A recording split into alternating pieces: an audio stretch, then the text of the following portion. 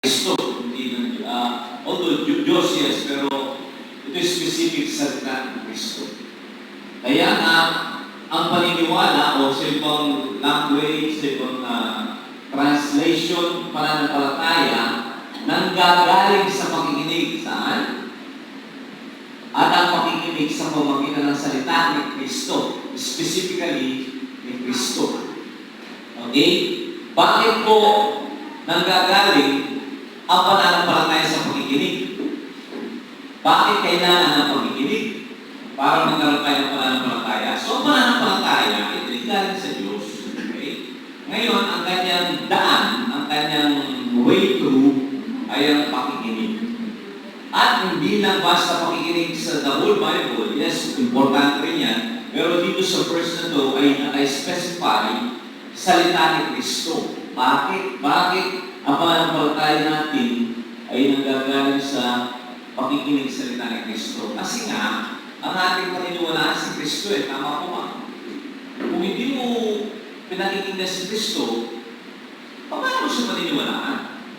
Kung ang lagi mo lang pinapapakinggan ay yung mga voices sa media, social media, o sino-sino tao pinapakinggan mo, doon ka magkakaroon ng paniniwala. Tama?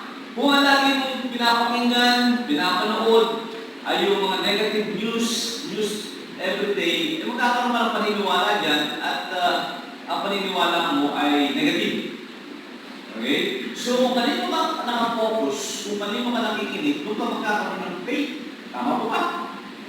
Kung hindi naman nila inaaral si Jesus Christ, so hindi ka magkakaroon ng faith ni Jesus Christ. Ang importante po ito, ang pananampalataya natin ay naka-angkla kay Jesus Christ. Amen? Alam niyo sa rin ang angkla. Ano yung English ng angkla? Angkor. Saan yung makikita yung angkor? Di ba yung lalagay sa pinakay?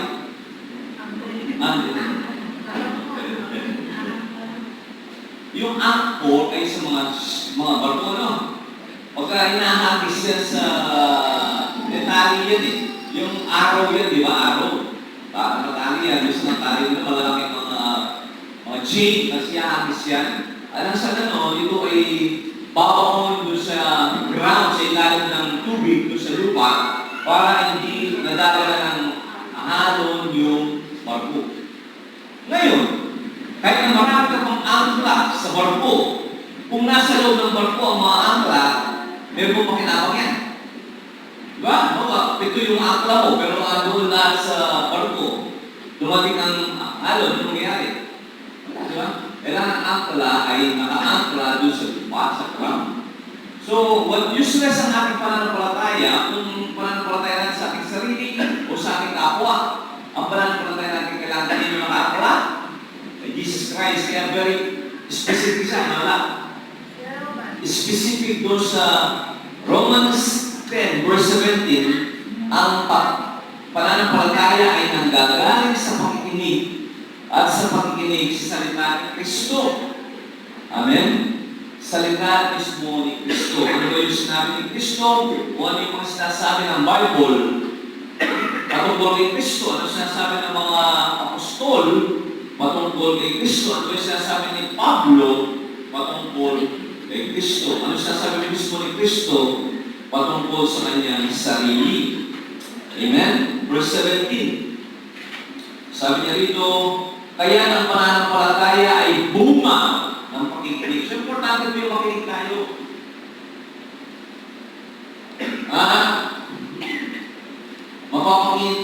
Makakakinig lamang kung may nangangaral tungkol kay Kristo. Okay, ibang version itong Bible na to. Yung kanina sinabi natin, nabasa natin ang pananampalataya, paniniwala ay nagagaling sa pakikinig at sa pakikinig sa salita ni Kristo. Pero dito po sabi niya, kaya ang pananampalataya ay bunga ng pakikinig at makakapakinig lamang kung may mga ngaral tungkol kay Kristo. So, importante po yan. Hindi lahat ng ngaral ay pinapakala si Jesus Christ. Kung saan natin si Jesus Christ Kung ano yung mga pinapangaral, tapos si Jesus Christ, parang parang hindi. Pero hindi siya talaga sentro. Kaya po sa atin dito, si Jesus Christ talaga. Every Sunday, meron tayong Lord's Supper. Sino po yung pinofocus ng Lord's Supper? Yung iba ko, Jesus Christ, at specifically sa cross. Sa cross. Nung sinamatay sa cross, sinilibigyan ng ng buhay. So, yun po yung pananampalataya. Amen? So, ang ating pananampalataya ay kay Jesus Christ. At ito po importante yung pakikinig. Importante kasi yung iba pong tao kasi, halimbawa, ito minsan pare-parehas naman ang turo eh. Mga sa GGC, isa lang naman ang tuturo natin dito, pero ang dami nakikinig. Pero bakit iba-iba yung epekto sa tao? Okay, meron natututo, meron hindi natututo. Sabi nga ng Bible na gano'n na, nagsawa na sa pakikinig, pero wala nang nangyayari. Bakit kaya? Kasi nasa ugali, nasa attitude ng tao yan. Alam niyo po, nabigyan ko yung mga, i-check niyo yung sarili niyo, i-check niyo yung sarili niyo, hindi mo i-check yung kapal niyo yung sarili niyo, kung tama ang yung attitude sa pagkakagawa sa kanyang Bible ng nakikinig ka. Maraming tao, ang tawag na rin subjective o yung emotional. Okay? Pagka emotional ka, tapos sa dahil pang mga bagay-bagay na sa isip mo, pagka nangangaral, nangangaral ka rin, nagtuturo ka, may nagkawasa ka ng Bible, kung ano naman dumamit sa isip mo, kung ano naman nararamdaman mo, itabi mo yan. Yung parang subjective o yung emotional, masyado nakapokus ka ng sarili, pagka nakikinig sa kanya, tinatututo yan.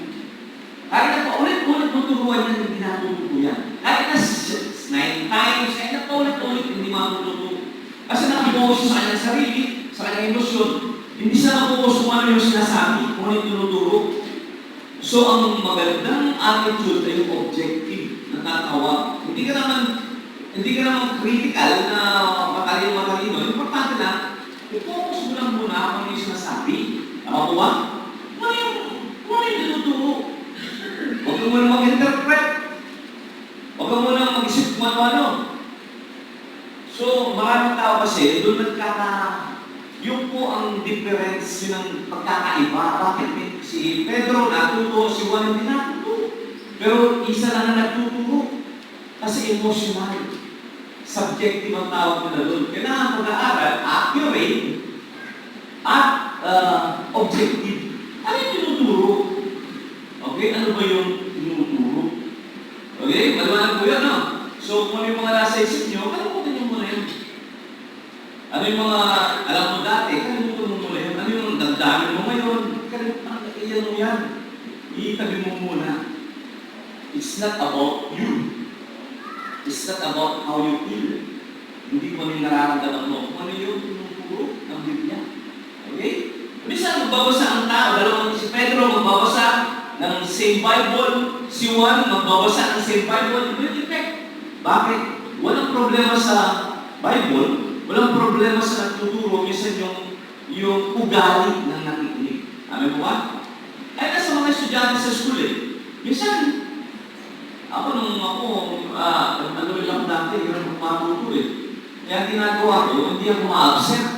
Pero kaya hindi ako ma-absent, hindi pa lang matuto. Alam niyo, hindi pala doon sa ma-absent ko, hindi ko ma-absent. Minsan nasa ugali ko. Pero siyempre, kung tayo na matayo, kung ma-absent ka, wala rin.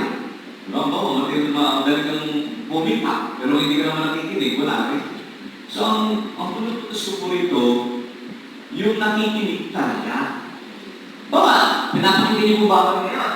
O pinapakinggan niyo kung ano yung sinasabi ng isip niyo? Ano nararamdaman ninyo? Okay? Baka, nakikinig kayo sa akin, pero inaalala niyo kung napatay ba yung talang sa bahay, kung yung mga aso ko kumain, o buhay pa. Diba? So, iba na, diba? So, yun po. O ano yung nararamdaman mo ngayon? Focus yung yung pinag-uusapan. Ano ba yung sinasabi ng Bible? Ano yung mga facts? Okay na kami problema, may problema. Ang tanong mo, kaya nga yung mga, alam mo yung mga professional na journalist saka yung mga nagmamagaling lang. Pagka may nangyari dyan, yung mga journalist talaga, meron guide dyan. What? Where? When? Yun ang tinuturo yung journalism What happened? Hindi yung ano nararamdaman mo. Ano yung uro-uro mo. Nalaman mo yun. Ano nangyari? Nasunog. Ano yung nasunog? Saan? Kailan? Yun ang sagutin mo. Hindi yung nakakatakot. Natatakot ako. Katapusan na yata ng mundo. Hindi. Walang kinalaman doon sa damdamin mo. Ano po ba? Kung ano yung talaga yung nangyari. Amen? Kung gano'n ang, yun ang objective listening, hindi yung subjective listening, hindi yung ano, nararamdaman ko, pinapil ko yata yung araw na yun. Hindi ba tayo nasa K-drama? Eh, mga Pinoy, isa sa K-drama. Kaya puro dramatization. Walang masyadong drama sa buhay. Huwag yung dramahan ng buhay. Okay? Dramahan ng buhay. Alam mo, tanong ka, what happened? Bakit? Kailan? Sino? Ano? Okay, objective yan.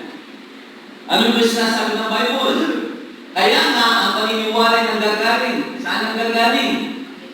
Sa pakikinig. Anong pinapakinggan? Kanino salita? Sino? Kanino salita? Kay Kristo, Jesus. So, specific yan, mga facts, mga detail. Ano po ba?